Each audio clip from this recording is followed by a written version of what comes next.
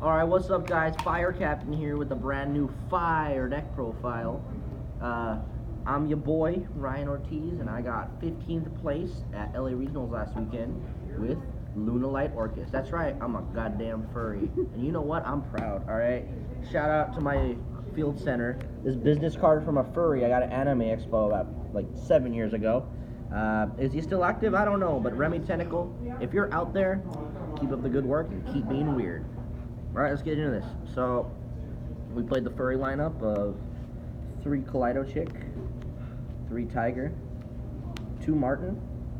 So, this was like perfect. In testing recently, I added the Emerald Bird, and it's like testing really good as well. But for the event, I didn't think it was necessary. Adding the Emerald Bird, it's really good. Right now, this deck's at 42, but it's at 44, like currently with the changes that I make. I'll say those after. So essentially, dumping for cost is stupid. Not once per turn, hard once per turn is busted, and being able to just continuously spam rank 4s and push through back row is free. The wins with this deck aren't free, but the effects are free. So because of that, a lot of people don't know what to negate and they don't know what to stop. So you just push through everything, and then Boral Sword and kill them. Or establish a crescendo after breaking a big-ass board. So that's it for the Lunalights, and then for the Dangers, we played 2 Nessie, 2 Jackalope, 2 Tsuchinoko. Shout out to the guy that said playing Tsuchinoko was bad. You got 52nd, and I got like 15th. Just saying. Get wrecked. I love you, guy. You're cool. You were cool. You have the tattoos on your knuckles. I like you. You're cool. But yeah, you need as many dangers as you can get to extend your combo because you want that extra monster in the grave for when you try to resolve the Nyarla. I got the max. Just put it over there. We're at Firehouse Subs getting some fire food. So shout out to the employees, woo! He gave us a fist bump. And I also played 1 Mothman. This I don't really use the effect that much. A lot of people are saying like, oh, you need the 4s in order to summon off of and make rank 4s. But my theory goes, you don't want to give your opponent more cards, and if you're playing this deck right, you shouldn't need the extra draw. So I played that along with my favorite card in the deck, which is Bigfoot. Bigfoot Fetish is always good because essentially popping cards with Twin Twister's busted. Against Subterra round 1, I opened Twin Twister and Bigfoot, and I hit There Could Be Only One and 2 Floodgates because I gammaed his Guru. So Bigfoot's good, it clears dumb shit, and it's just an out. Like, it's an easy side out if it doesn't really do anything in the matchup. That's it for the Dangers. I think the ratio is perfect. Maybe Chupacabra if you want to be weird. I don't know. Then for the Orcust, we played 2 Nightmare, 1 Harp, 1 Symbol, and 1 Big Stick. Why isn't this super in the Megatins? We got Lance and we got Crown. Why the fuck didn't we get World One? I'm mad. I'm low-key mad at that. Shout out to the next OTS pack super, the Symbol Skeleton. So, perfect. You don't want to draw Orcust in this deck. You have plenty of discard outlets to get them in the grave. And you don't really need the big engine. It's just there to, like, push through after you do all your plays. Then I played Zephyros, my other favorite card in the deck. Oh, this thing is so hot. Making 4 Strix and then like making rank 4s, pushing through stuff. A lot of the time you don't even like pitch it. You just draw it, normal it, or pitch it off of a Nightmare or off of like any of the spells and traps, and you just bounce Tiger, make another rank 4. So then the other spicy tech, shout out to Evil Mermails online, was Gamma package. This is the only hand trap I played. It's the most impactful, and it hits a lot. I've gammaed stuff all day. Only thing that like I couldn't gamma was that bastard Roberto when he had the Electromite and he resolved Servant for Jackal before. So it's also kind of good when your opponent tries to ash one of your things. Because the thing about this deck is, if you don't know what the deck does, it's very easy to like not ash the right thing or not know what to ash. I'm not going to tell you what to ash because I want to keep getting free wins. One question, did anyone try to ashing your Kaleido Chick? I had one guy try to impermanence it, but I'm going to tell you right now, if you make someone commit to an imperm on a Kaleido Chick before you dump, you're technically getting a game loss because it's actually impossible for them to have the opportunity to imperm prior to the dump. So if they want to stop you from getting the name from the fusion, which, spoiler, I don't play any fusion in this goddamn deck, then go ahead. But you can't force someone until the cost has been paid. So it's free information, but the problem is you can't force them. I had that ruled, so just a warning to all you Lunalight players. Then for consistency, we played 2 Allure. You do not want to resolve this more than twice. Resolving it twice hurts. I know. Shout out to when I played the guy and I allured and I drew this, and just discarded my whole hand. I got the spell in the grave, which honestly I kind of wanted, but whatever. Still, it's good for consistency and seeing what you want. Then I played 3 consistency cards. Now, here's a little weird thing. I played 2. I didn't want to see this in multiples, and while the hand effect is great, you need a Lunalight to go with it, so awkward hands include this, and like no pitch outlet. So, usually you want to pitch it with the Foolish Goods, but I bumped this up to 3 today at locals, and it really like came in clutch.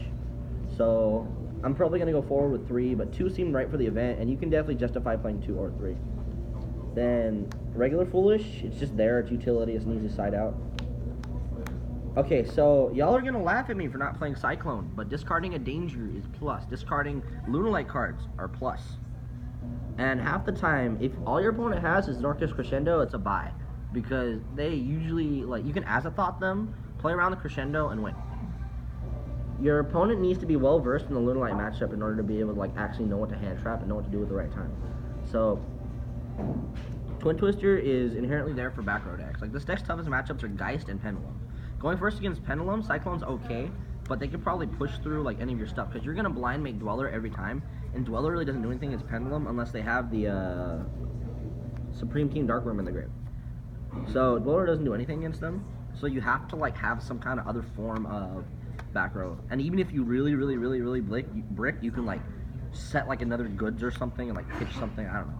It in the rare horrible brick hands you can fix them. And 1 copy of this card's pretty busted. Summons 1 from deck. Then 1 copy of Orcust Crescendo. Fun fact: in German, it's still Orcust Crescendo. All right, it was 42 in the main, but I'm at 44 right now with the extra with the Emerald Bird and the extra perfume. So I bumped it up to 44. So for the extra deck, we have shout out to Silver Quill, the signed My Little Pony YouTuber. Check out his channel for My Little Pony reviews. Brony for life? Brony for life. I'm a degenerate. I played a furry deck. I have a mat. I have a furry field center. All right. Can I get a brew? Yeah. So, I don't know what the hell that sound was.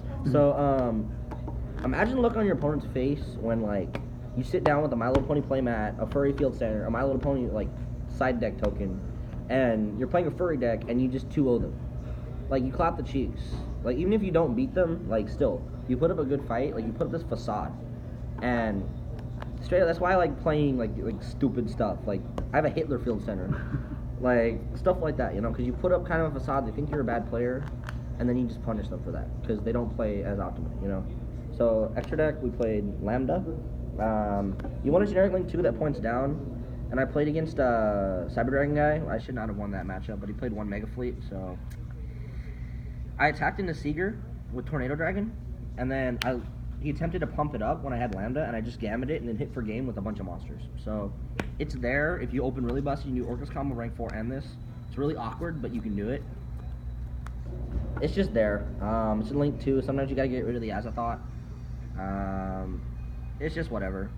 So for the Nightmares, we played Phoenix, Cerberus, Mermaid. That's all you really need. Unicorn's not needed because you clear so much already with all your back row, ding, the destruction you have for Phoenix, Tornado Dragon, everything else that you need. We played Galatea, Long Dong Silver, and ding. I need the ulti. I know. He's gonna get ulti next OTS. I'm calling it. He's gonna look pretty. It's Europrint. Then for the honorary Orcust card, we played Borrelsword Dragon. So you don't really need more than this. If you play optimally, you should only need 1, 1, 1, 1. Well, of course 1, but 1, 1, 1. I cut the second Galatea last minute, and I missed it a few times, but honestly, I feel like if you play the deck right, you shouldn't need more than that. Plus, Long Dong comes up for outing really dumb stuff. Like, for example, I outed like my own Kaiju because I couldn't beat over it because I already had the Ding in the grave. I outed like the Nibiru, stuff like that. And then Borrelsword is Borrelsword. You make that almost every game to kill the opponent. And then the 2 best cards in the extra deck were Nyarla and Azathoth. It's so funny when people think they can. I had a Cyber Dragon player imperm this. You like the matching misprint set? Shout out to Tim. So when it can't monster affect you, you're pretty much good to go. And you don't hand trap through any of your stuff except for the imperm. And now for the main reason I like this deck. I call this deck Rank Forkist. Because you play nothing but rank 4s in this deck. Go with the spice. Alright, so 4 Strix, this searches the Zephyros. So normally you can start with the Azathoth as your main line of play, then go into the Orcust combo from there and end with 1 rank 4. But like, let's say it's a matchup where you value the other rank 4, they're not playing a lot of hand traps, so you start with this instead, and then you bring back the other monster with Tiger. So your lions end up with an extra rank 4 and Orcust combo. So for the other rank 4s, we played Tornado Dragon. This is really good because you can often make like Dweller Tornado, which is the coverage you need against every matchup. I always blind Dweller because this format, it hits like 70% of the decks. And Striker, you're just going to push through all their shit next turn unless they open really busted or they're playing a dumb build. So you should be able to push through a lot of it. The best card in my extra was Dweller. I had a guy say, go first. And I'm like, alright, Dweller, this must be Orcust. And he's like, shit, I lose. So it carried me on its back all day, and it's the best rank 4. And if you're playing a deck that can make it, you really should make it. So I cut the Galatea for this. This is for Pure Thunder. You can out like 2 monsters, but the third's kind of awkward. Especially through hand traps and stuff, you're not always guaranteed to make everything. So you want something to just mass negate their board so you can like add stuff from deck to hand. And also the setting of Tenki is really good. And then this is the Spice. This single-handedly won me the second game against Pendulum, even though I lost the match, was Evil Storm Nightmare. So a lot of the times when you're pushing through this deck, especially in the Cyber matchup, you need more rank 4s to help you push through shit. So this is really good because I know they can still contact, but it books their stuff and it forces them to play differently. Like you can book the Mega Fleet because you oftentimes, I would make like Lambda in the matchup and then just make like a rank 4 here. Then next turn make another rank 4 here. Then make another rank 4 here. And I would just keep spitting stuff out so I didn't die and couldn't get contacted, and I got value from everything that I had. So it's really good. It's only really for Pendulum. It's the flex spot, but it's just kind of there. So for the side, we played 3 Pankratops and 3 Kaiju. This is your generic board breaking stuff. This is either this or Dark Ruler. I'm leaning more towards Dark Ruler right now because I'm thinking that Dark Ruler plus Reboot outs the Pendulum board unless they're playing Orcust and they open the full combo. But Kaiju's there for Striker as well. It has the overlap and it prevents them from getting their free like back throw out. My Striker opponent went Kagari multi-roll set 4, and I outed the whole board with 1 Kaiju and just Chick Tiger. So Was he salty? he was a Middle Eastern guy, and I don't know, like, that language is very like verbose and naturally just kind of like, you know what I mean? So I couldn't tell if he was angry or not. But all I heard was like some language and then the word bullshit. Oh. So he was probably angry. Shout out to the guy that called me out like right when he was about to lose about my Cowboy being in a different sleeve. So we cited Cowboy for time. It didn't come up, but it did help me beat over my own Kaiju. I used the attack position effect. So then 3 Reboot.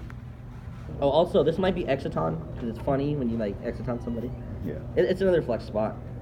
So we played 3 Reboot. I didn't see it all day, but in theory it's good. It won me a game today against Mystic Mine. And then 1 Cyclone. So the theory behind Cyclone at 1 is any deck that Mystic Mines you is not going to kill you. So you can just play goods, dump out the Cyclone, and then banish it to pop something. So you get like free removal there. And then you just go off from there. Then my favorite package in the side deck is Curious Griffin.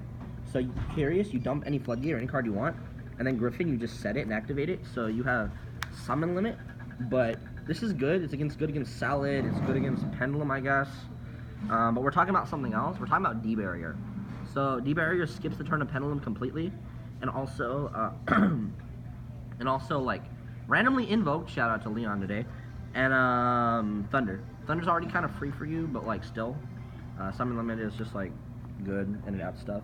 And then, oh god, I love this card. Oh, Erad, man. Shout out to Danny in the finals today for me Erading him for traps and him having nothing. He played Demise, drew 3, and they were all trap cards. So, shout out to him. Deck was fun. I really wouldn't change anything, except for the 2 changes that I made already. That was just more like consistency. And then I decided to, you know, just play it. I lost to Geist because this deck can't push. So, Striker, you pop their back row, they lose. Geist, you push. Shut up, Marco. Jesus. So Geist will have monsters to disrupt you along the way while their back row is being impactful. So that's why it's hard. and I pushed through all 4 back row. The guy had the judgment for my crescendo, which is another reason why I lost that game. Feels bad. But the last card in his hand was the horse. And I as I thought at turn 1, so I didn't get hand trapped in the random matchup, so that wasn't an option. But either way, I was happy with it, and I lost to Roberto. He scrubbed out, sadly. But shout out to everybody. I'd like to give shout outs to my sponsor Tim, D&L Gaming. Shout out to Marco and the lady. Alright. Shout out to shout out to that random black guy in the hallway that told me I could do it. Alright, you the real MVP. And also shout out to that janitor. I was in the bathroom between rounds and I was out of toilet paper, and the janitor knew what to do. Also, can we talk about something here? The LA Convention Center has nice bathrooms, right? They don't smell horrible. They're usually clean. But the fucking stalls, man. You can't, like, keep the door closed. Like, you get in there and it, like, closes in your face. You gotta kind of, like, push open and just hope some guy checks to see if your feet's in there. Because my friend had some guy walk in on him. That's not cool at the Convention Center. But shout out to the janitor. You do your job, Maurice. You're a great man. Shout out to Team OC, the best team in the world. Hey. Besides Gold Team Rules from SpongeBob.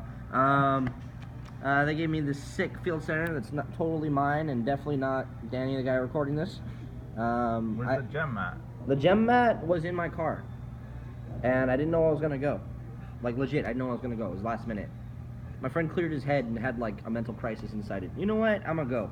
So I just threw my shit together last round and just...